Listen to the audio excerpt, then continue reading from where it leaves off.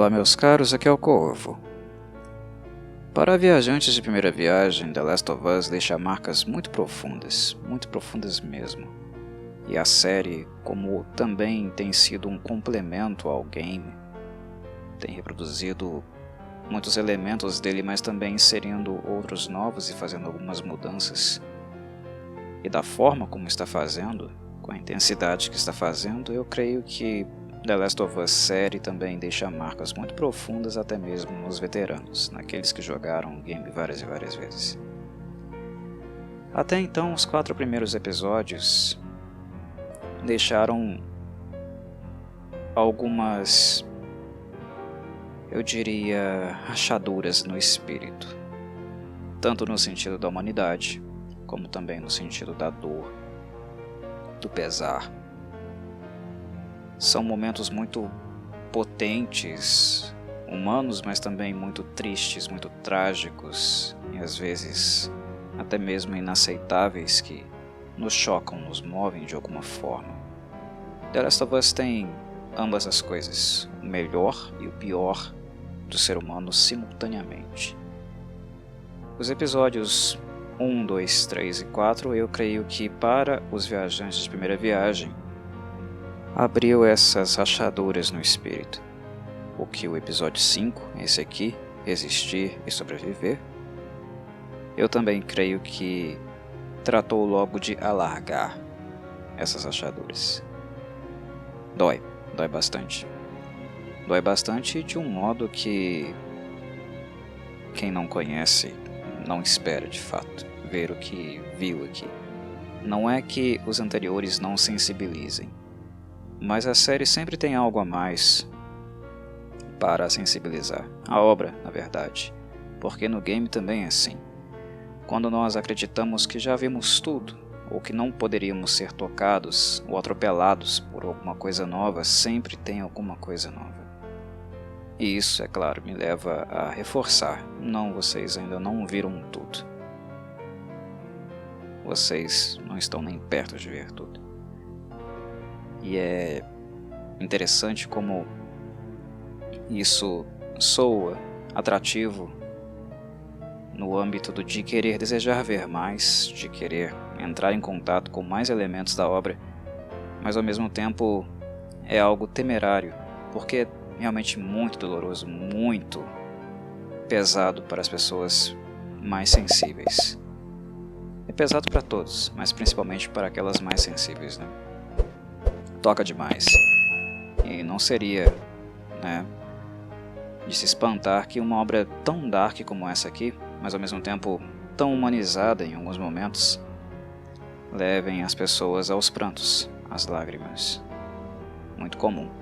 Isso também reflete um pouco da beleza que é entrar em contato com essa obra, jogá-la ou assisti-la como nós estamos fazendo. Bem, a história de Henry e Sam, ela é marcante nas suas duas versões. Houve modificações sensíveis, mas não no que diz respeito ao tipo de relação que principalmente Ellie estabelece com ambos, principalmente com o pequeno Sam. Até porque, como eu havia mencionado no podcast anterior, Ellie é aquela que é mais carente de afeição. E a carência de afeição tem uma via de mão dupla. É querer dar afeto, querer receber afeto. São as duas coisas. Receber, mas também proporcionar afeto. E há uma grande diferença aqui, que é o fato de Sam, na série, ter 8 anos de idade. No jogo, ele tem 13, uma idade muito próxima, já contemporânea da idade da Ellie, o que torna a realidade, a percepção de mundo, o grau de desenvolvimento cognitivo, emocional de ambos próximo. Eles podem servir um para o outro como espelho. Aqui é uma situação completamente diferente. Tendo 8 anos e sendo uma criança que também depende de cuidados, e depende também de um tipo de atenção mais focal, né, com mais carinho, mais atenção, algo que o Henry dá muito a ele. No jogo ele dá também, ele cuida muito do irmão. É a figura paternal e maternal para o Sam também, lá no jogo. Mas aqui também é algo que fica muito marcado, muito registrado, com muito mais intensidade, porque o Sam é mais novo, ele é jovenzinho mesmo, né? 8 anos, uma criança bem, mentalmente falando, a nível de operações concretas, né? É alguém que realmente precisa de cuidados. Não que o Sam mais velho do jogo não precise também, mas esse aqui precisa mais, né? É uma criança de fato, né, com uma estrutura mental bem infantil. E o Henry doa muito, né, se dedica muito para o irmão. Fez coisas até mesmo abomináveis, né, para mantê-lo vivo, como nós vimos no roteiro. Isso é revelado na série. Nas coisas novas que o Craig Mazin escreveu junto com o Neil Druckmann, adicionando o que não havia no game. Que é a questão, né, do fato dele ser um delator, um colaborador da Fedra que acabou entregando um homem digno, né? No caso o irmão da Kathleen. Enfim, o Henry é capaz de fazer qualquer coisa pelo Sam, no jogo e aqui também, mas aqui é muito mais intenso. E o fato de Mazin e Druckmann terem retratado o personagem como alguém surdo, né, um menino surdo, potencializa muito a relação entre os dois, porque uma coisa que eu acho louvável e preciso elogiar muito esse aspecto é que Mazin e Druckmann não optam pelo caminho mais fácil. É muito comum na história de cinema e TV nós acompanharmos obras que optam por atores ou atrizes que na verdade não possuem a condição, né, limitante ou que traz algum tipo de cuidado especial que o personagem o qual estão interpretando possui. Ou seja, pessoas que escutam, pessoas que falam, interpretando papéis de pessoas que são surdas ou mudas, por exemplo, né? Ou pessoas que têm o movimento das pernas, mas interpretam o papel de um cadeirante. Historicamente falando, é muito comum nós vermos em cinema e TV pessoas que não viveram tais condições, que por mais que compreendam no ponto de vista conceitual, intelectual, o que vem a ser isso, não sentiram na alma, não passam pelas coisas que essas pessoas passam. E, de certo modo, são limitadas no sentido de expressar de fato a visão que essas pessoas têm, graças à própria experiência e à adaptação, à aprendizagem que elas são condicionadas a ter em virtude daquela limitação, né? Por exemplo, da perda de um sentido, como foi aqui com o pequeno Sam. Mazin e Druckmann poderiam ter escolhido o caminho mais fácil, que era dar emprego, né, dar oportunidade de trabalho para alguém que não fosse surdo. Mas a questão que me deixa muito satisfeito é que o pequeno Kayvon Woodard, ele realmente é uma criança surda. E é interessante como o fato dele ser surdo não impede o menino de ter uma performance espetacular. Espetacular.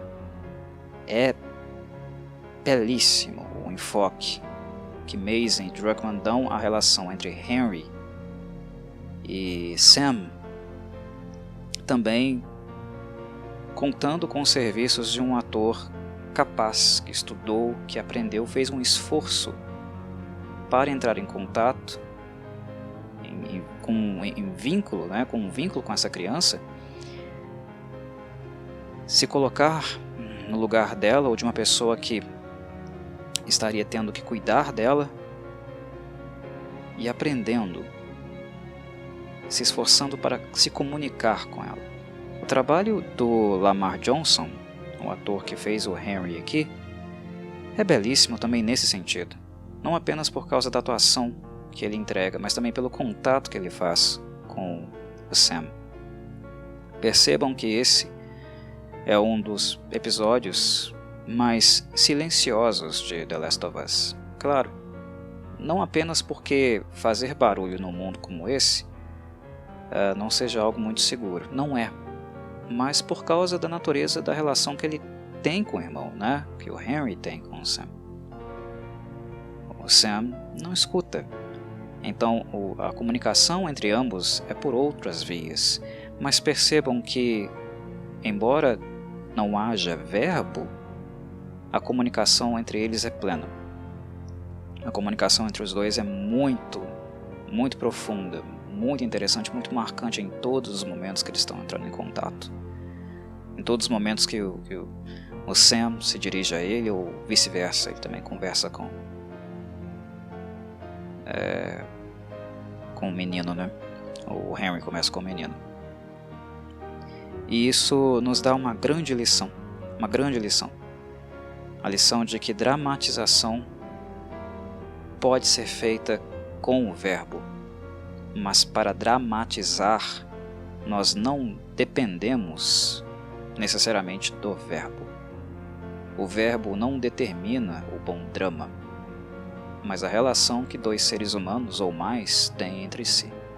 A relação que eles têm com o texto, com aquilo que está sendo retratado no papel, e a forma empática de relação, mesmo que profissional, que eles são capazes de criar entre si, os laços profissionais e sensíveis que um ator e uma atriz é capaz de estabelecer, né, dentro do set. Isso é bonito, isso é arte, de fato, arte humanizada. Coisas que uma obra como The Last of Us é capaz de nos proporcionar.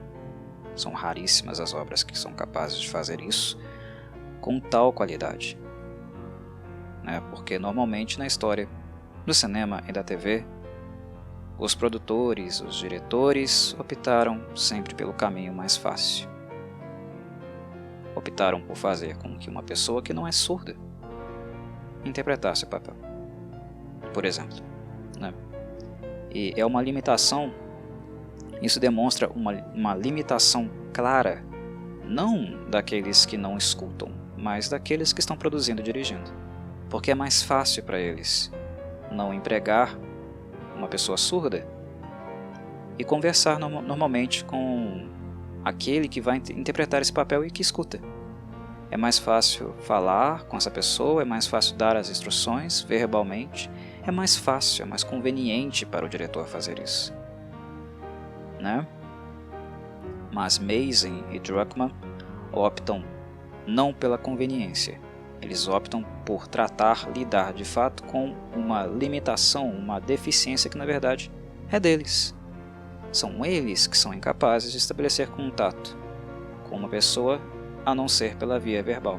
Então eles se forçam, eles se obrigam a aprender, né? Eles se colocam nesse movimento de não fazer com que seja mais fácil para eles, porque para as pessoas que têm alguma condição limitante nunca é fácil. Elas têm que aprender o tempo inteiro, elas têm que lidar com essa barreira o tempo inteiro, elas fazem esse exercício o tempo inteiro. Então nada mais justo que produtores e diretores, especialmente diretores, lidem com o fato também, que enxerguem nessa possibilidade uma possibilidade para se aprimorarem, para aprenderem também e dar, né, uma oportunidade de fato para que nós tenhamos um contato com pessoas, seres humanos que de fato vivem essa realidade, porque pelo fato de viverem, sua expressão é mais honesta, sua expressão é mais justa, é mais real, e sendo assim, ela nos toca de uma forma muito mais forte. Então é belo, é bonito nós vermos, né, o Mazin dirigindo, escrevendo com Druckmann, todos os profissionais envolvidos no episódio, né, todos que fizeram parte, contribuíram para ele de algum modo, trabalhando com o pequeno Kayvon Woodard. É bonito. É bonito cada instante, cada contato que o Lamar Johnson tem com ele, tem com o menino. Ou até mesmo a Ellie, a Bella Ramsey, né? Que também faz muito isso. Funciona? Claro que funciona. É dramático, é emocionante do mesmo jeito? Claro que é. Porque o drama, aquilo que nos toca, que nos move, que dá sentido à nossa experiência artística e também humanizada, que é o grande objetivo do episódio também, né, não reside no verbo. O verbo não é a condição única para nós chegarmos até isso. Então foi belíssimo, né? Mas falando ainda um pouquinho sobre a idade, a diferença de idade do Sam do jogo, que tem 13 e aqui tem 8, isso acaba colocando uma nova camada, né, uma nova possibilidade para a Ellie também, porque além de ser uma companheira do menino, no tempo que eles ficaram juntos, de certo modo a Ellie também acaba vestindo, né, o capuz, a carapuça de uma cuidadora, alguém que cuida também. Ela necessita de afeto, ela é carente de afeto, mas como falei, o carente de afeto deseja, mas também deseja não receber apenas, retribuir afeto. E ela faz isso com o menino. Ela é muito afetuosa com ele, se conecta rapidamente com ele e ao mesmo tempo também cuida dele, né? É muito bonita a relação entre os dois, e bem mais intensa, é claro, do que aconteceu nos games. No game, no caso. A cena do robozinho, né, lá no game, no caso, o Sam, ele viu um robô, sempre quis ter aquele robô, e o Henry o proíbe de ficar com ele. Eles passam por uma loja de brinquedo e a Ellie, né, com suas habilidades de ladra furtiva, dá um jeitinho de esconder o robô e dá para ele mais tarde, entregar para ele mais tarde. O robô ocupa espaço, é carga, né? Como não é comida, como não tem muito espaço, o Henry meio que fazia, né, alguns impedimentos do Sam ter esse tipo de contato. E eu avalio também, no caso no game, avalio que era também uma forma de não manter o Sam dentro de uma perspectiva, de uma vivência infantil nesse mundo que é completamente intolerante com as crianças, né? Não só os fungos, que caçam os seres humanos de maneira em geral o tempo todo, mas os adultos, né, que impedem que infâncias possam existir.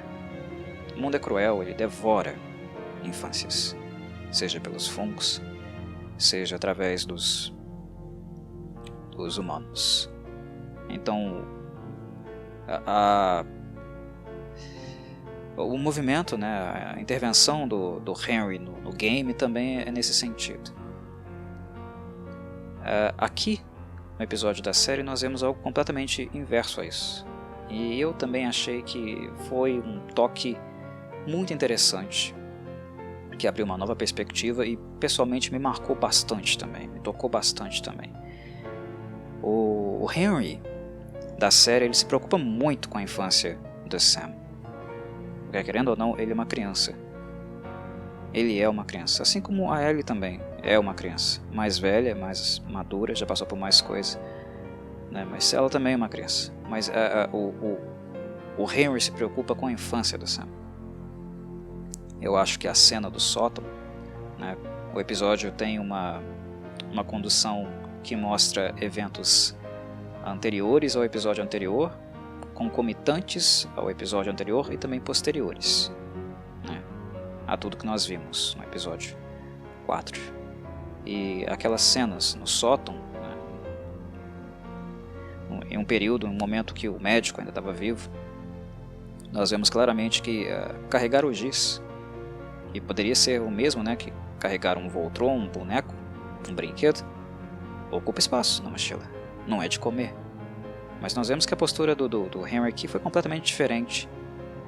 É porque ele se preocupa que essa criança vivendo nesse inferno, nesse mundo horrível, e não apenas por razões naturais, não apenas em virtude da natureza que se modificou, falo dos fungos, é claro,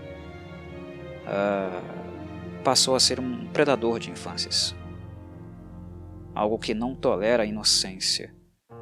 E o irmão, o Henry, ele ainda se preocupa com a situação da criança, do menininho. Que ele tenha a possibilidade de ter um pouquinho que seja disso. Um pouquinho de criança, daquilo que resta nele como criança, aquilo que não morreu. Preservar a inocência dele, a infância dele, é quase impossível nesse mundo. Mas isso não faz de Henry um desistente, um pessimista, não o exime da preocupação de sempre tentar manter isso no universo da criança. E aí nós vemos ele entregando, o saquinho de giz. E o Sam, nesse caso, desenhando, pintando todo aquele sótão, como nós já tínhamos visto também no episódio anterior. As crianças, elas não são muito expressivas, muito refinadas, crianças novas, é claro, no sentido do verbo. Elas não têm muito gabarito, elas não têm muito desenvolvimento verbal para poder conseguir realmente expressar todos os seus sentimentos. E ludicamente, numa perspectiva psicoterapêutica, a via de fazer isso, o modo como elas fazem isso, uma delas, na verdade, uma via muito assertiva, é pelo desenho. O desenho é uma forma que as crianças comunicam, não apenas o modo como enxergam o mundo, o seu universo, como vivem, o papel que ocupam dentro de uma família, dentro daquela configuração onde elas vivem, mas também comunicam os seus sentimentos. E fazer isso para o Sam, vocês não têm ideia do quanto é terapêutico. Permitir que o menino ainda desenhe nesse mundo. Então, a relação entre Henry e Sam, ela foi muito humanizada, em um nível muito maior do que foi no game. Foram modificações que tiveram um bom propósito e eu acho que serviram muito bem à obra e que são perfeitamente complementares. Nós podemos olhar para o game e nos encantar com ele, como vir aqui na série e ficarmos um pouco encantados, ao mesmo tempo destruídos, porque ao mesmo tempo que nós vemos a beleza desse movimento, a beleza que é esse texto, ele também nos destrói completamente. É impactante, principalmente em virtude não apenas daquilo que acontece no fim, mas enxergar esse cenário, essas coisas acontecendo, é belo e ao mesmo tempo doloroso.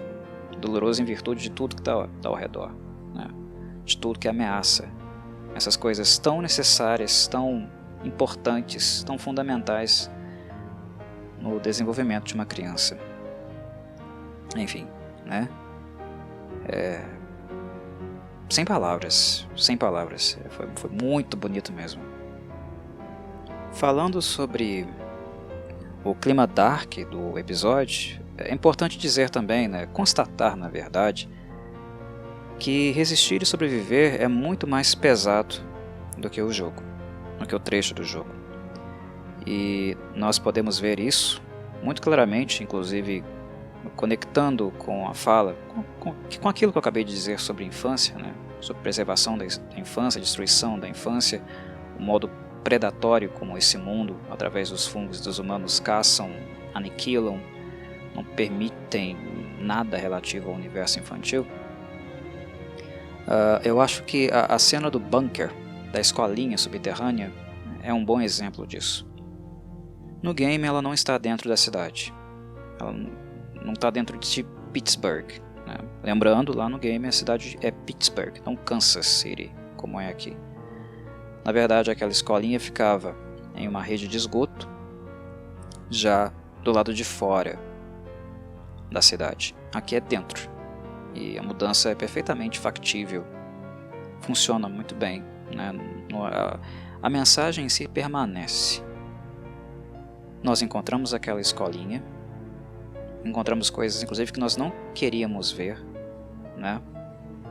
toda aquela representação infantil, as paredes pintadas, os brinquedos de criança, tudo aquilo nós encontramos no game também. Mas o que nós não encontramos, aquilo que nós não entramos em contato no game, são com as próprias crianças. E quando nós encontramos com as crianças, nós vemos as crianças e crianças clicker. Pode parecer que é pouca coisa, pode parecer que não faz diferença, mas faz. Faz, e faz muita diferença. É muito mais dark, é muito mais doloroso ver uma criança pequenininha naquele estado. O Neil Druckmann, no roteiro que ele escreveu pro game, ele foi em lugares muito, muito escuros da humanidade, daquilo que faz, né, da nossa existência bárbara. Ele foi em lugares inimagináveis. E no segundo game, na parte 2, isso piora ainda mais. Mas em alguns ele não foi. Eu acho que no roteiro que ele escreveu pro game, ele não tinha estômago para mostrar as crianças tendo se transformado. Embora nós saibamos, fique claro para nós que sim, elas se transformaram sim. Tanto é que nos games nós não vemos infectados crianças. Nós vemos o Sam, e apenas o Sam, e não dá tempo de ver muito dele, né? Aqui não, aqui nós vemos crianças. Vemos uma criança clicker, e isso, pessoalmente, para mim teve impacto. O game deixou uma bigorna cair na minha cabeça, e caiu de fato, mas aqui é como se a bigorna tivesse o dobro do peso. É aquela velha história de saber e ver, saber e sentir, ver de fato, entrar em contato de fato, é muito pior, é muito mais horrível. Nós temos o bunker, nós temos a escolinha subterrânea, toda a história que diz respeito àquele ambiente, isso está igualzinho, mas nós vemos as crianças também. É muito dark, é muito pesado, é muito difícil de digerir, né? E isso eu acho que é digno de nota também. Como o episódio ficou ainda mais pesado, né? Como ele é capaz de dar um nó muito mais forte na nossa garganta do que o original. Os momentos finais da Ellie e do Joe, né, saindo de Kansas City, também foi um acréscimo. Um acréscimo que fez também muita diferença e deixou ainda muito mais doloroso e pesado. Mas isso eu vou falar mais no fim desse podcast. Vamos por partes, paciência. Como eu havia mencionado, o episódio então tem 3 marcas temporais, né? Passado, presente e futuro. Começa no passado, chega ao presente e termina em momento futuro. E o passado, o flashback, também serve não apenas para mostrar a história do Henry e do Sam, mas também a história da Kathleen, porque a Kathleen é uma personagem importante aqui. Uma mulher deveras má. Eu acho que o final do episódio, o modo como ela vê as crianças, o modo como ela desumaniza as crianças, pessoalmente foi algo que me fez subir o sangue na cabeça. Eu quase não senti nada ao ver a ironia, né, e até o senso poético do Mason, do Druckmann, ao colocar a personagem sendo executada por uma clicker criança.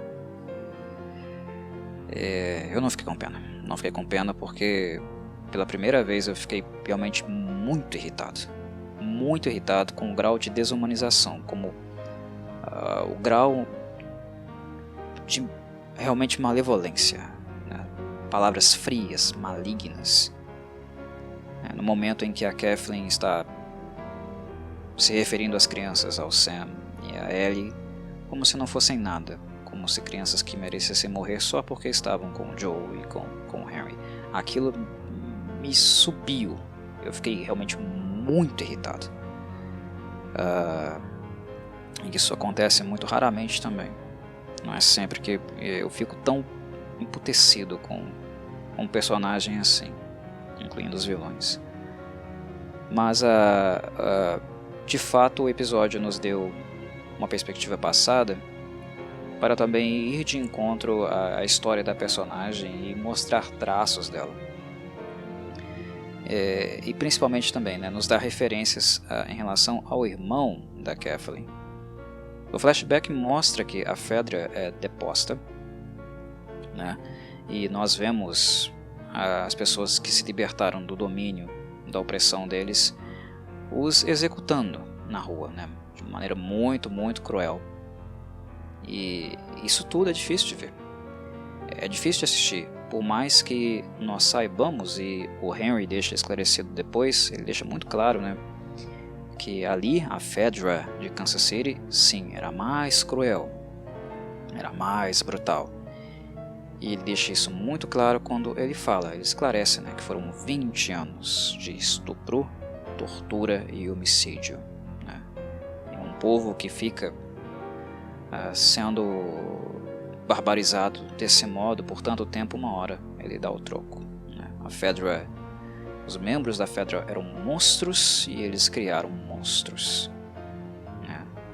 A resultante, aquilo que veio para caçá-los, para depô-los, né, é o que exatamente nós vemos acontecer nas ruas, né? O linchamento, o assassinato, a sangue frio. É difícil, né, apontar o dedo, julgar aquelas pessoas em virtude dos 20 anos que o Henry menciona, de estupro, tortura, homicídio. Mas ao mesmo tempo nos leva a pensar, ao ver tais cenas, né, ao pensar naquilo que eles fizeram com esse povo e ao mesmo tempo aquilo que estão fazendo com eles agora, porque é importante, né, que nosso mundo ele seja realmente pautado, né, por legislações, por leis, por direitos e deveres, e que esses direitos e deveres sejam de fato como eles são indicados nas leis, né, equânimes. Como é importante que haja direitos realmente humanos, para que haja justiça, né, para que haja um mínimo de civilidade necessária para se viver em sociedade.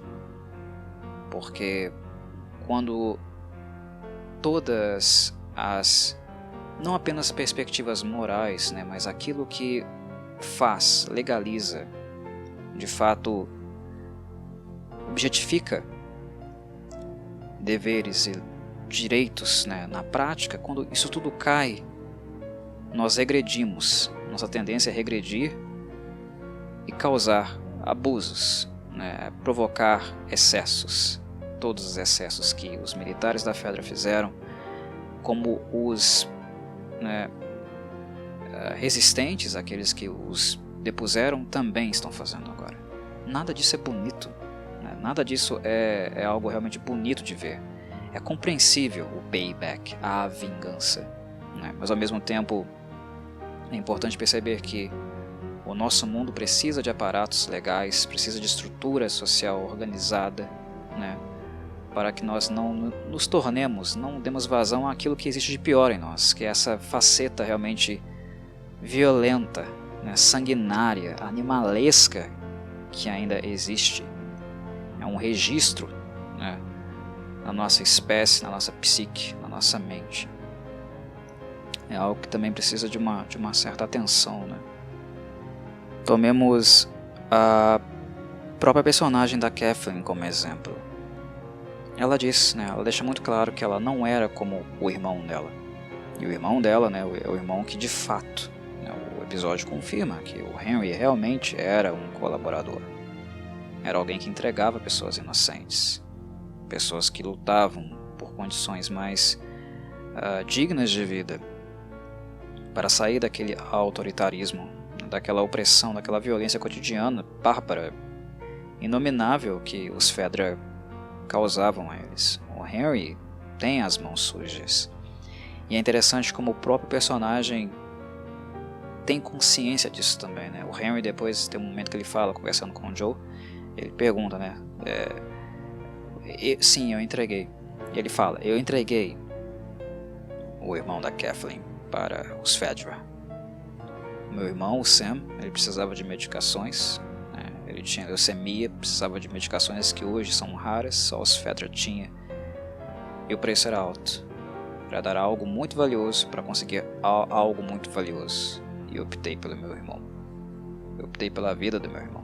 Isso me exime da responsabilidade, isso faz de mim, né, alguém que não merece um julgamento, né? E isso tira o peso da minha culpa, a minha responsabilidade por ter entregado o melhor homem, supostamente a melhor pessoa que existia nessa cidade. Não. O Henry confessa: não, eu sou um vilão. Eu sou um vilão porque eu agi como um vilão. E é importante perceber como esse mundo, essa porcaria de mundo, torna vilões, cria vilões, né? Levam pessoas a fazer atos abomináveis, extremos, por desespero.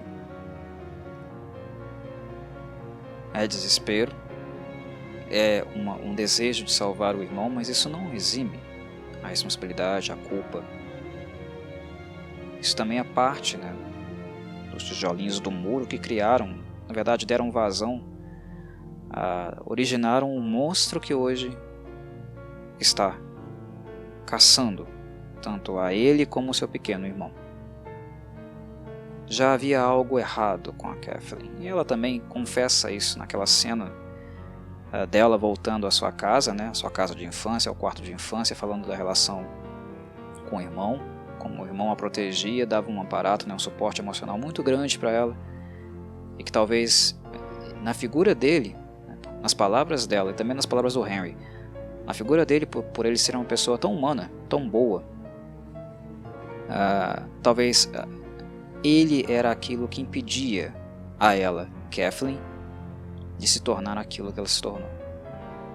E com a ausência dele, com a retirada dele, o monstro que habitava nela, ela confessa isso. Eu sei que eu não sou como meu irmão. Eu sei. Meu irmão ficaria horrorizado com as coisas que eu fiz. Eu não sou uma pessoa bonita como ele é. Eu nunca fui. Ela também confessa isso. E o irmão dela certamente era essa figura, né, que impedia de que a Kathleen desse vazão a tudo que ela acabou fazendo em nome da vingança, né, da morte dele, mas também com elementos, né, constitutivos que já eram parte dela anteriormente. Ela não era boa como o irmão dele. Na prática, o Perry fala: nós estamos com você. E ele diz isso porque na prática, uma liderança como a dela, bárbara, cruel, implacável, desumana, insensível, fria, que é capaz de olhar para crianças e ver apenas um alvo para ser destroçado, para o Perry, para aquele povo ali, uma liderança como ela é mais compatível com esse mundo aqui, com esse mundo que eles estão vivendo. Mas aí fica a pergunta, aí fica o questionamento: vale a pena viver num mundo como esse? O questionamento, as meditações que foram feitas pela Ellie, né, as perguntas que ela fez anteriormente, vale a pena seguir num mundo como esse? Ou também contrapondo com as palavras do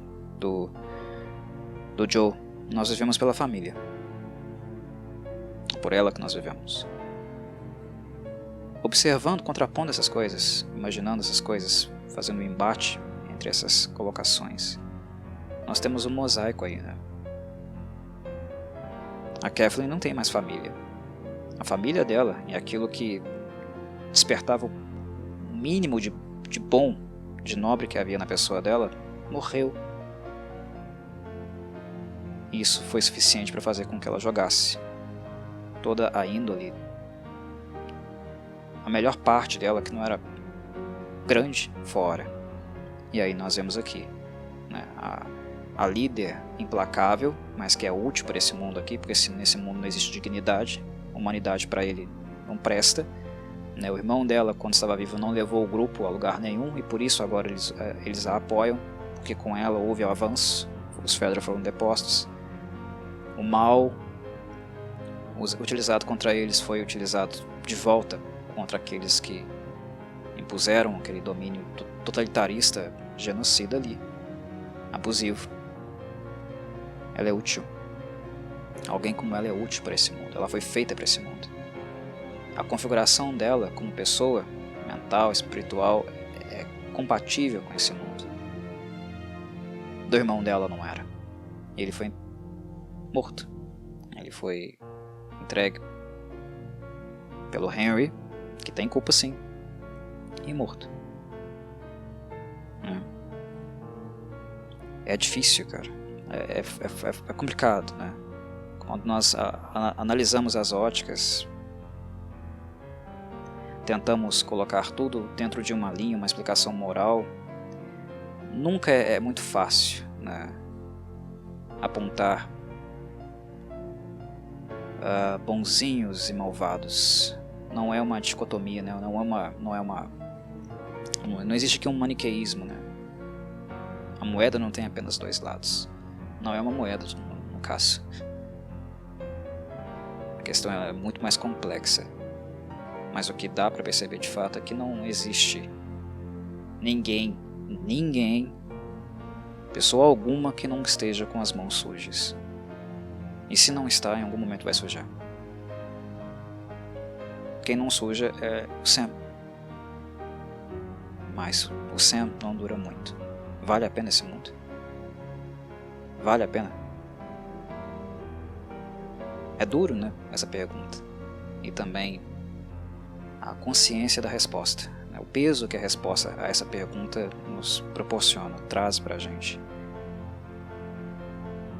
Se tornar como a Kathleen não vale a pena. Definitivamente não. A frieza, né? O modo como ela se dirige às pessoas. Isso inclui aqueles que ela matou a sangue frio, né? No início do episódio, os colaboradores. Colaboraram sim. Mas se enxergamos neles vidas descartáveis, o que dizer daqueles que também apertaram o gatilho, né? Não dá pra salvar nada aqui. Nada. Nada. É tudo tão trágico, é tudo tão deprimente, né? É tudo tão feio. O pior da gente fica tão feio, tão à mostra, tão explícito que é difícil até de olhar, de contemplar essas coisas. Contemplar no sentido de enxergar, né? Olhar claramente para aquilo que está aquilo que está na nossa frente, né? Que diz respeito à nossa espécie, à nossa natureza, aquilo que nós fazemos. O modo como nem se preocupa, né? A forma como se fala das pessoas, né? Mata, puxa o gatilho e queima, tá? Queima, incinera, mais fácil, como se não fosse nada. E eu não estou querendo tirar o peso das ações dos colaboradores. Eles são realmente traidores. O fato do Joe ficar um pouco transtornado quando ele descobre que, né, o Henry de fato fez o que ele fez, por exemplo, não vou colaborar com um traidor. Depois ele vê, né, que a situação não é tão fácil assim, né, que sem olhar o macro, talvez um julgamento precipitado não seja o mais coerente. Não que isso exima a responsabilidade, né, tira o sangue das mãos daqueles que cometeram crimes, não tira.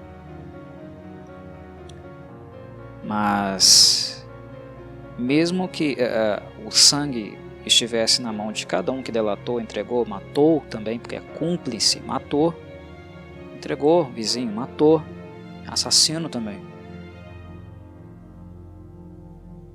Quem puxa o gatilho é o quê? Eles mataram, mas se eu puxo o gatilho, se não é um julgamento justo, de fato, se há apenas uma caça às bruxas, uma inquisição, não uma justiça, mas um justiçamento, o que nós somos? O que nós nos tornamos no caso? Nos tornamos iguais. Ficamos do mesmo jeito. Ficamos como a Kathleen, que fala sobre incinerar corpos como se não fosse nada. Mata e incinera, tá mais rápido. A gente não sente nada naquelas palavras. Nenhum fio de culpa, de insegurança, de hesitação. Não há nem hesitação. É uma pessoa que já morreu há muito tempo. Já morreu há muito tempo. E é tão degradante, é tão lamentável ver uma pessoa assim. Encontrar uma pessoa assim. Uma pessoa que é literalmente uma morta-viva, mais morta do que aqueles corpos repletos de fungos que caminham lá fora. É degradante. Degradante. Né? E esse é o aspecto mais feio, mais horroroso de uma obra como The Last of Us. E que se não houvesse o contraponto, e o contraponto no caso, leia-se Ellie, seria quase insuportável de assistir. Porque Ellie é justamente o contraponto. É aquilo que é mais humano.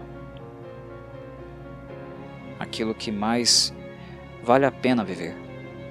E ela tira também do Joel, em alguns momentos, aquilo que aponta para isso, né? Para aquilo que também é humano e que vale a pena viver. Se não houvesse Joel, Ellie, especialmente a Ellie, seria completamente impossível, pelo menos para mim, digerir uma obra como The Last of Us, seja game, seja série de TV. É sempre gratificante, não apenas como telespectador, mas também como ser humano, enxergar como o espaço que existe no coração da Ellie é gigantesco, muito maior do que o estado do Wyoming, né? Que ela convida o Henry e o Sam para ir junto com eles, mesmo quando o Joe está bastante relutante para isso. Ela até brinca, né? Ele é assim mesmo, ele é ranzinza, ele fala que não, mas vocês vão ver, depois que eu insisto mil e uma vezes com ele acaba relutando, mas no final ele aceita, abre essa possibilidade. E o coração dele fechado, que está fechado pelos motivos que nós conhecemos muito bem, né? Nós conhecemos lá no primeiro episódio, né? Esse coração dele aos pouquinhos vai se abrindo. Na verdade ele já se abriu bastante, né? Desde o início da trajetória, da jornada até aqui, e muito em virtude dessa guria, né? Muito em virtude da Ellie. Mas é interessante perceber como aquilo que ela fala do Wyoming, né? O estado lá, grande pra caramba, cabe mais 2. O estado grande, né? Esse lugar que cabe mais 2 é o coração dela. A necessidade, a vontade que ela tem de se conectar com pessoas, muito em virtude de não ter tido muitas pessoas durante toda a sua vida. E as poucas que ela teve, né? Ela perdeu ou tem muito medo de perder. Uma coisa que é simbólica, né? Importante, é muito marcante, inclusive nas cenas finais, que são também exatamente muito parecidas com, né, aquelas que nós encontramos no game. Inclusive texto, em termos de texto, em questões de texto, é muito parecido. É verossimilhante. Não é exatamente igual, mas é muito parecido, né? Quando o Sam a questiona. No game, o Sam não conta pra ela que foi mordido. E quando ela entra no quarto dele pela manhã, ela não fica no quarto, né? Ela vai dormir em outro. Quando ela entra no quarto do Sam na manhã seguinte, ela é surpreendida, é atacada por ele. Ele não conta pra ela, mas algumas coisas, alguns elementos daquele contato ali foram semelhantes, foram iguais. Como por exemplo, o fato do Sam estar intrigado, né? Você nunca fica com medo, velho. Você está sempre vendo, né, o melhor das coisas, né, ou tentando ver, pelo menos dá a entender que você está sempre animada com alguma coisa, curtindo com alguma coisa, rindo do seu livrinho de piada, né, ou do gibi lá do Savage Starlight, que inclusive também foi utilizado aqui nesse episódio, né. Eles encontram um gibi do Savage Starlight. O Sam também colecionava, tinha alguns volumes, né, iguais aos dela, tinha um lá que ela não tinha. Os dois colecionam, né? É um ponto em comum entre os dois. Inclusive a palavra, uma frase de efeito do quadrinho, que é um quadrinho de super-heróis, né? Endure and Survive, batizou esse episódio. Mas enfim, o Sam fica intrigado, ele pergunta, né? Você nunca está com medo? E como no game, a Ellie responde aqui, né? Eu sempre com medo. Aí ele pergunta, com medo de quê? De escorpiões, né? Ela tenta sair pela tangente, mas é claro que até mesmo uma criança de 8 anos, jovenzinha, como ele é, não cairia nessa, né? Aí ela se abre como se abre no game. Eu tenho medo de ficar sozinha. E estar sozinha é uma coisa que ela é um medo que não diz respeito a apenas uma possibilidade real, tátil, né, concreta de acontecer no futuro. Porque num mundo desse, né, num mundo como esse, você pode ficar sozinho, estar sozinho a qualquer momento. Já é cruel, brutal, né, viver nesse mundo com alguém, imagina sozinho. É aterrorizante. Mas no caso da Ellie, é uma constatação de momentos que ela já esteve também. Estar sozinha é uma parte gigantesca da vida dela. A maior parte dos 14 e poucos anos de vida que ela tem. E é pesado, né? Claro que é pesado. Quando a gente pensa que é uma criança, a Ellie é uma criança, a gente nunca pode esquecer disso. Quando é uma criança falando sobre isso, é pesado demais. Pesado demais, machuca demais. É muito, muito tenso. Esse temor é importante percebermos, né? Ela afirma, eu tenho medo o tempo inteiro. Eu aparento não ter nas minhas risadas, nas coisas que eu me envolvo, talvez para não pensar, para não ter que falar sobre isso, coisa que ela não consegue fazer muito, né? Ela está sempre cutucando, puxando o Joe, querendo conversar, assim, interagir, para não ter que lidar com isso, porque dói, porque machuca. Mas sim, a Ellie, por trás do sorriso, do jeito brincalhão, ela é uma pessoa completamente assustada e temente, né, de ficar sozinha. E esse tipo de fantasma é um fantasma que acompanha a personagem o tempo inteiro. Ele acompanha uma pessoa o tempo inteiro. Porque ficar sozinha é pesado quando se está, mas também quando se está com alguém que você se importa muito. Se é uma coisa surreal, né, muito cruel de imaginar alguém sozinho num mundo como esse, é completamente compreensível algumas pessoas não conseguirem nem cogitar a possibilidade, né, não conseguirem viver realmente sozinhos. Eu acho que o Henry faz consigo mesmo depois que o Sam parte é um exemplo claro disso, né? O Henry ficou sozinho. Porque o que se abriu quando o Joe finalmente ele abranda seu coração e convida os dois para ir juntos com eles para o Wyoming, ali era apenas o princípio de uma possibilidade de mais afeição, de mais conexão de outras pessoas entrando na vida do Henry, mas isso não houve possibilidade de fato de acontecer, de se concretizar.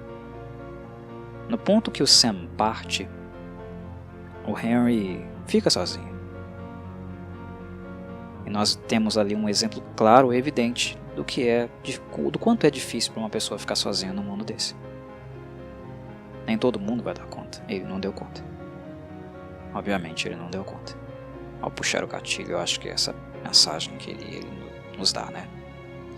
E isso vem logo após as palavras da Ellie. A confissão que ela faz para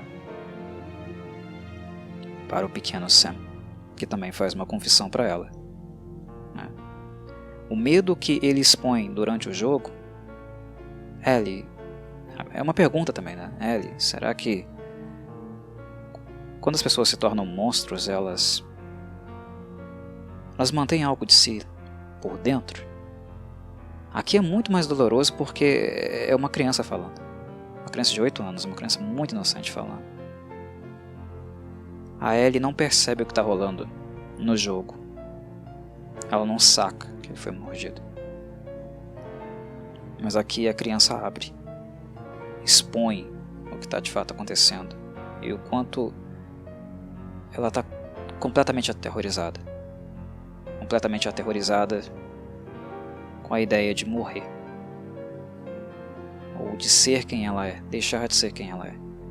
Esses conceitos não são completamente consolidados, esclarecidos para uma criança como o Sam, na idade que ele tem. E tudo isso faz do episódio, né, do conteúdo, da obra de The Last of Us ainda mais cruel. Ele não tem total dimensão do que é tudo isso, de tudo isso que ele o rodeia, por mais que ele tenha visto, por mais que ele tenha passado, ele não é maduro o suficiente para realmente compreender profundamente o que é isso.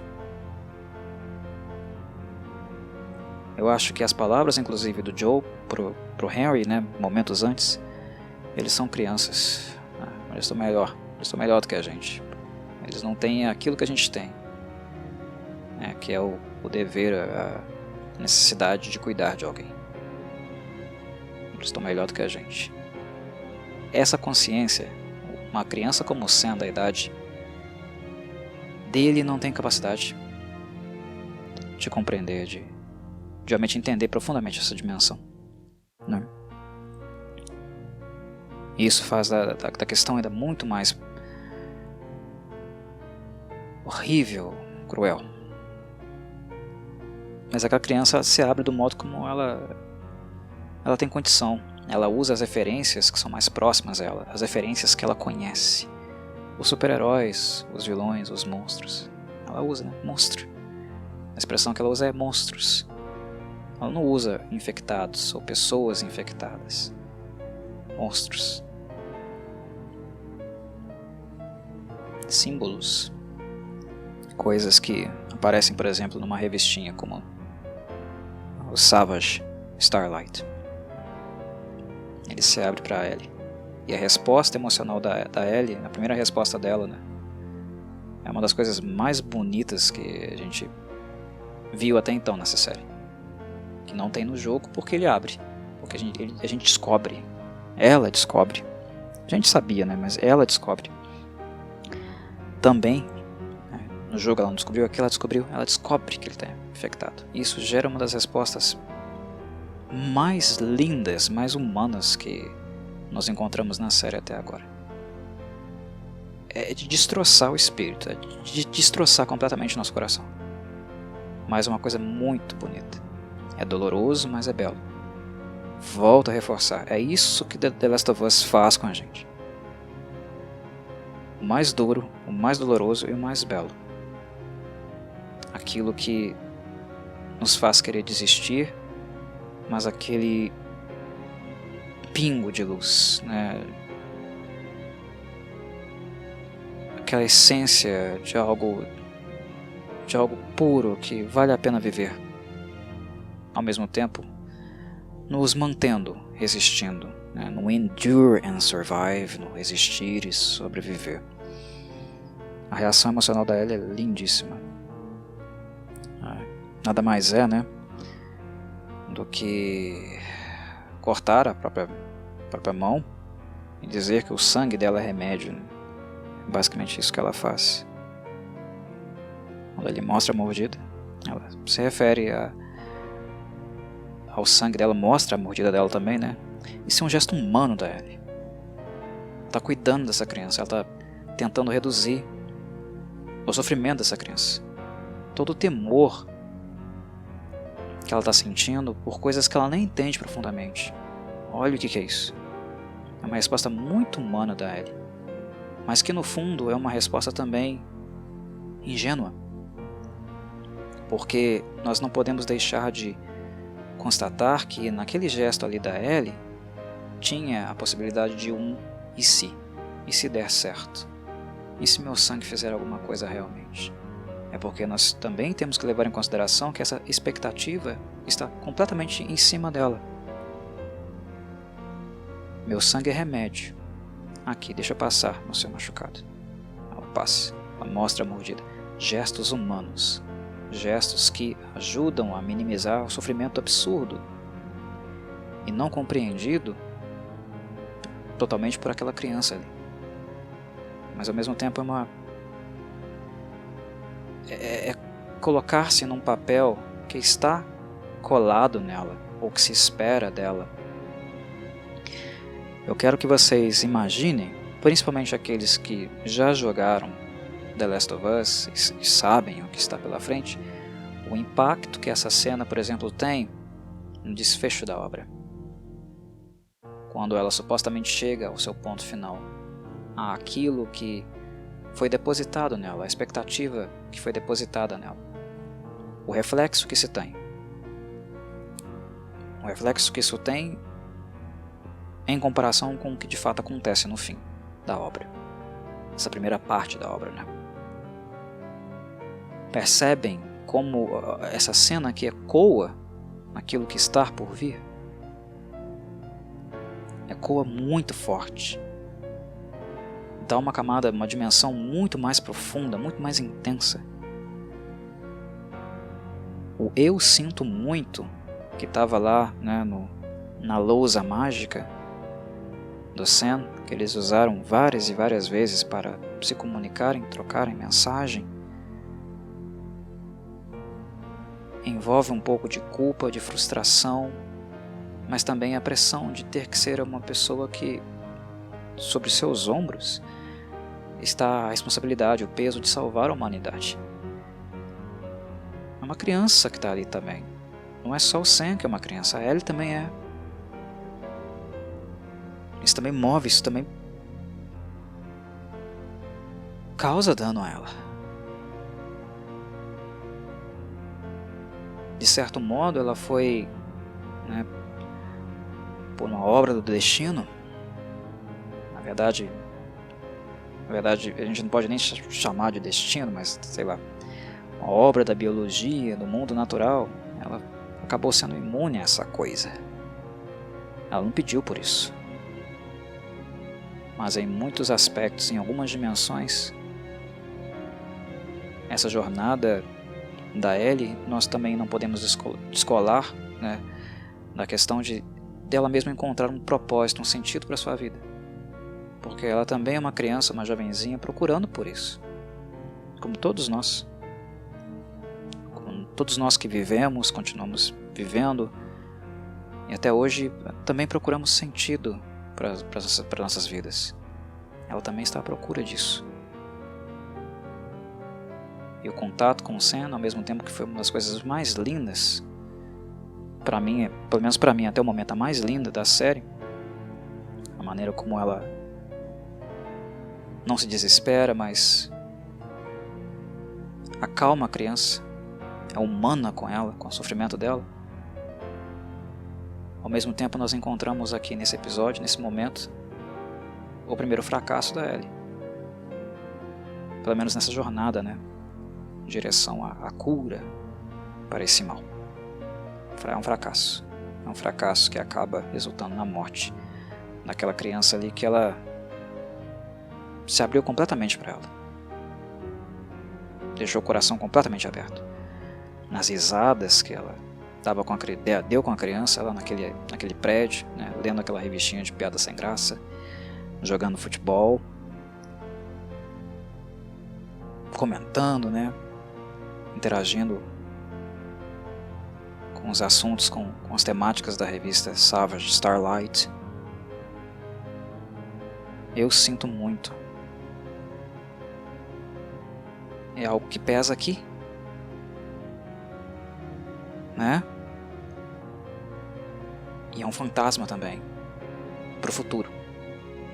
O Druckmann e o Mazin, com esse gesto, com essa pequena mudança de roteiro, com essas cenas, tornaram o futuro, o desfecho da primeira temporada e também do primeiro game ainda mais denso. Já é pesado, eles mergulharam ainda mais. Eles enfiaram não um dedo, 2, 3 dedos na ferida.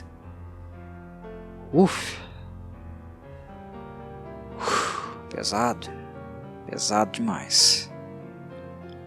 Por mais que os personagens sejam falhos, tenham seus estigmas, tenham seus pecados para carregar, né? É interessante como a série não descola deles também elementos que, de algum modo, né, os mantêm humanos ou minimamente respeitáveis em alguma dimensão.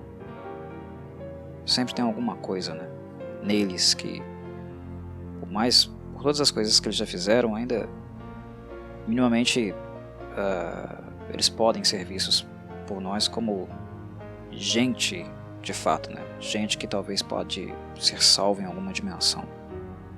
O Henry, por exemplo, ele foi um colaborador, mas quando ele fala que nunca disparou uma arma em alguém, que o máximo de violência que ele fez foi aquela ameaça quando a Ellie e o Joe estavam dormindo, ou depois, quando ele estava sondando, né, se Joe e Ellie eram pai e filha, algo que ambos prontamente negaram, né? E ali foi uma formação reativa, porque isso já está acontecendo de fato. Eu nego, mas no fundo eu quero. É essa a história. Formação reativa. Negar aquilo que se deseja. Enfim, foi uma sondagem, mas também reconhecimento. O Henry é humano, muito humano. Por mais que os pecados que ele cometeu sejam pesados e nos impeçam, né, de apontar para ele, para a pessoa dele, como uma pessoa inocente. Não, de fato, ele nunca é. E também não, como eu falei, como eu reforcei, ele mesmo reconhece isso. Ele não quer ser visto assim. Mas depois, quando ele está conversando com o Joe lá na mesa do bunker, na escolinha, né, subterrânea, enquanto a Ellie está jogando bola com o Sam, ele fala: eu sou o vilão. Sou o vilão, Joe. Não precisa hesitar na sua resposta. Mas você entende porque eu fiz o que eu fiz. Você pode não ser o pai daquela menina, mas você foi pai. Eu vejo isso, e ele viu de fato. E é uma coisa que você não observa apenas com os olhos, tá? Uma coisa que você observa quando você também ocupa esse lugar. Ocupa esse lugar da paternidade. Ou às vezes um duplo lugar, que é paternidade e maternidade. Uma coisa que o Henry foi e o Joe também, porque ele era pai solteiro, né? Ele era pai e mãe da Sarah. O lugar da educação, da lei, da norma, né? Dos limites, mas também do afeto, do amor, da afeição. E aqui não estou falando apenas de gênero, né? Homem, mulher, pai, mãe. Estou falando de função paterna, função materna. Esses homens, eles tiveram ambas, eles exerceram ambas. O Sam não é filho do Henry, é irmão, mas a figura que o Henry foi para ele foi de pai e mãe. Estou falando aqui de função. É uma coisa que faz com que ambos também se reconheçam, se vejam na pele um do outro. O Joe entende as coisas que o Henry fez, por que ele fez. E ele sabe que não foram corretas, mas entende por que ele fez. E o Henry também entende, sabe que o Joe entende, porque ele vê no Joe, na maneira como ele, mesmo não sendo o pai da Ellie, na forma como ele age, protege a menina, do jeito que ele fala com ela. O Henry viu tudo isso. Vocês acham que o Henry não percebeu a resistência do Joe quando eles estavam lá no apartamento, no hotel, discutindo o plano, e o Joe vê a Ellie brincando com o Sam, e ele fica pra morrer? Você percebe claramente o incômodo dele, ele bufa, vira o rosto pro lado. O que o Joe tá vendo? O Joe tá vendo uma menina que não é filha dele, que ele fala da boca pra fora que é apenas carga, mas claramente já não é mais, já tem vínculo ali. Ele só tá negando, mas já existe. O que ele tá vendo? Ele tá vendo a menina se pegar. Ele tá vendo a menina pular de cabeça, abraçar completamente aquela criança surda. O que o Joe está vendo naquilo? Frustração, decepção, dor. Mais difícil do que estar sozinho é também ser assombrado por isso, né? Pela possibilidade de estar sozinho. Uma coisa que ele não sabe que a Ellie sente. A Ellie não falou para ele. A Ellie falou para o Sam. O Joe vê a Ellie se relacionando com a criança e pensa: você vai gostar dela, você vai perder ela, e isso vai te trazer uma dor gigantesca, uma dor incomensurável. E por isso ele bufa, por isso ele olha para o lado, por isso ele: vamos embora, vamos logo, vamos sair daqui.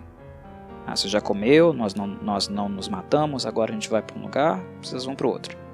Por isso. Uma forma de tentar preservar a Ellie dessas coisas. Mas o que ele não sabe é que ela também já esteve nesse lugar, que ele esteve. Ele sabe dessas coisas porque ele já esteve nesse lugar. Com o irmão, com a Sarah, com a Tess. O Joe já esteve nesse lugar, então ele vê. Ele antecipa essas coisas. O que ele não sabe é que a Ellie também já esteve. Ela já esteve.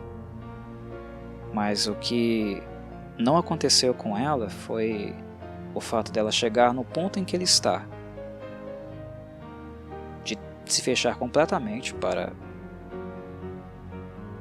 novos contatos, novos afetos. Por medo do temor de sentir essa dor incomensurável novamente.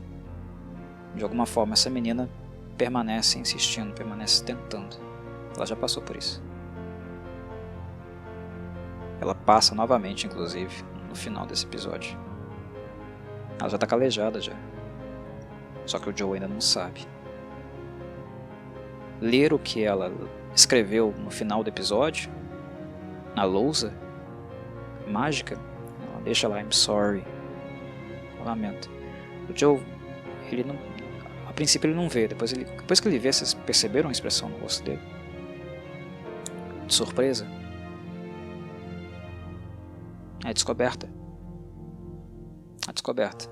É mais uma coisinha que ele descobre sobre a Ellie. Toca.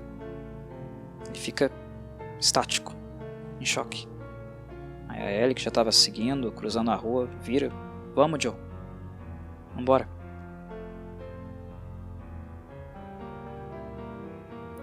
A Ellie só não desistiu ainda. E o Joe, aos poucos, vai descobrindo isso. Vai descobrindo que ela é apenas não uma desistente, mas isso não estava esclarecido desde sempre. Vai se esclarecendo a partir que a jornada vai seguindo, né? E, enfim. Há algumas coisas técnicas, né, algumas coisas que chamam a atenção no episódio, que são secundárias. Eu acho que a parte humana, as coisas que eu falei até aqui, são as mais importantes de fato. É claro que esse episódio chama muita atenção também, né, em virtude, na verdade, não de uma descoberta, mas de uma confirmação de uma hipótese que a Tess teve no segundo episódio, né, sobre a comunicação dos fungos pelo subterrâneo. Na verdade, essa confirmação é feita no próprio episódio em questão, no segundo, né? Até porque os fungos internos no solo se comunicam com a horda, né, que estava hibernando na parte de cima. Eles se dirigem para o prédio, onde a Tess estava com os demais, e atacam no ambiente. Isso se confirma lá. Mas o conceito como um todo continua funcionando, trabalhando aqui. O que de fato é interessante é que o exército da Fedra, enquanto ele existia ainda, né, há muito tempo atrás, colocou os infectados no subterrâneo, certo? Depois nós temos a informação que esses infectados sumiram, que eles foram limpos, né, destruídos. Mas aí nós vemos um caminhão, né, blindado ficar soterrado, cair numa cratera, e lá de dentro daquela cratera, infectados saírem. É interessante perceber como os fungos, claro, todos eles estão conectados, estão realmente em cadeia, uma grande teia onde todos trocam informações, como eles estão atentos a tudo. E os fungos, as raízes maiores, elas também criam túneis. Não atacam por cima, colocam a gente aqui embaixo, né, no subterrâneo, sem problema. Vamos cavar. E por onde nós cavarmos, nós iremos até vocês. Não tem para onde fugir. Não tem para onde fugir. Definitivamente não tem para onde fugir. Fez barulho. Tem túnel. Eles vão por baixo também. Assustador, né? Túneis que guardam hordas. E é claro, do ponto de vista técnico também, nós temos a questão do Henry vendo a cena do Joe. O Joe executando, né, um daqueles assaltantes que tentaram matar eles logo que eles chegaram em Kansas City. É interessante ver tecnicamente, né, a cena por óticas diferentes, porque levando em consideração a ótica apenas do Joe e da Ellie, nós vemos sobrevivência, né, nós vemos autodefesa, legítima defesa. É diferente de ver com os olhos de uma pessoa que, como o Henry, não está acostumada com violência. E de fato ele não estava. Ele via violência, mas não praticava violência. E nem estava preparado para praticar violência. Ele precisava realmente do Joe para tirar ele e o Sam da cidade. Quando ele vê o Joe lá pelo aquele vitral em cima, né, da porta da casa que eles estavam, do outro lado da rua, se vê o espanto no rosto dele. É interessante observar a mesma cena por óticas diferentes, né? Por sensibilidades diferentes, experiências diferentes, uma maneira diferente de abordar, lidar com a situação. Isso enriquece demais, né, a experiência. Eu gostei demais daquela cena também. Muito simples, que para a narrativa, para o roteiro em si não acrescenta muita coisa, mas do ponto de vista da percepção mesmo, né, da empatia que a gente tem com os personagens, a gente pode experimentar o mesmo momento, o mesmo ponto da narrativa, com sensações, sabores diferentes. Eu achei bem interessante. E por fim, o Bloater. Como a série mudou o conceito dos fungos, né, eles não são mais dispersos por esporos, e sim por ramificações, cepas, eu cheguei a imaginar, cheguei a cogitar que talvez nós não veríamos um Bloater, porque a característica principal do Bloater não é o fato dele ser grandão, né, um baita de um gigante parrudão dos fungos. Isso, claro, faz muita diferença. Tanto é que se um Bloater te pega, se ele te agarra no game, no jogo, ele te executa exatamente do jeito que ele executou o Perry, né, aqui no episódio. Ele te pega e te arranca a tua cabeça, né, te arrebenta. É exatamente o mesmo jeito, tá? Uma referência usada, inclusive, mais uma, né, das várias usadas do game. Mas é uma característica muito marcante. E pra mim, na minha avaliação, a mais importante de fato, a principal do Bloater, é o fato dele esparramar esporos também, né? Ele joga umas bolas de fungo na área e a área é lotada de esporos. Então ele é muito infeccioso nesse sentido, porque ele não te infecta apenas mordendo ou te agarrando, ele pode também te infectar à distância. Ele joga aquelas bolonas de fungo e os esporos se espalham no ar. Como os esporos não existem na série, eu achei, talvez eles não vão utilizar o Bloater. Eles não usaram onde originalmente ele foi introduzido, né, que foi lá na cidade do Bill, na verdade num ginásio, numa quadra de esportes de uma escola. Então eu cheguei a cogitar, imaginei, talvez o Bloater não vai aparecer aqui na série, mas ele apareceu e tecnicamente ficou bem interessante, né? Observando a cena, a gente fica com a sensação que é apenas CGI, mas na verdade não foi. The Last of Us tem usado um modelo híbrido no que diz respeito à maquiagem protética, né? Os efeitos práticos. Na verdade são efeitos especiais, efeitos práticos mistos, e tem funcionado bastante. Tem sido assim tanto com os clickers e agora também foi com o Bloater. Quem faz o Bloater é o Aidan Basil. De fato, uma pessoa atuou, fez os stunts do Bloater. Mas nós podemos perceber, né, claramente que tem ali também uma maquiada, né, um uso auxiliar de efeitos especiais, CGI, para deixar um monstro com com um design mais próximo daquilo que nós encontramos no game. Gostei bastante do grandão, né? É bem intimidador.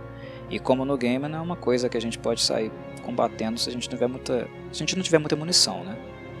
É um bicho duro na queda, difícil de derrubar. Aqui nem derrubado ele é. Os personagens vazam, né? Saem fora do lugar. E é de fato a opção mais inteligente. Em qualquer caso, qualquer situação que vocês encontram um bloater. Às vezes o jogo não te permite fugir, mas dá pra fugir. Vaza. É economia de munição. Munição que é escassa e faz muita falta, né? O nível de periculosidade na série, como eu falei, mencionei quando descobri a questão das ramificações, é muito maior. Não dá pra ficar, né, testando a sorte com clicker, com bloater. Eles vêm em menor número, e se vir em grande número, morte certa. Tanto é que, né, o esquadrão lá, a resistência de Kansas City foi praticamente dizimada assim, rapidinho, no estalar de dedos. Mas enfim, meus caros, creio que eu me estendi. Já falei daquilo que era principal, que eu achava mais importante nesse episódio aqui. Espero que vocês tenham apreciado mais uma vez. Agradeço novamente por estarem me escutando, seguindo aqui os meus podcasts. E nos vemos no próximo, em uma semana, como é de costume, para essa série da HBO Max. Um abraço a todos e saudações Corvides.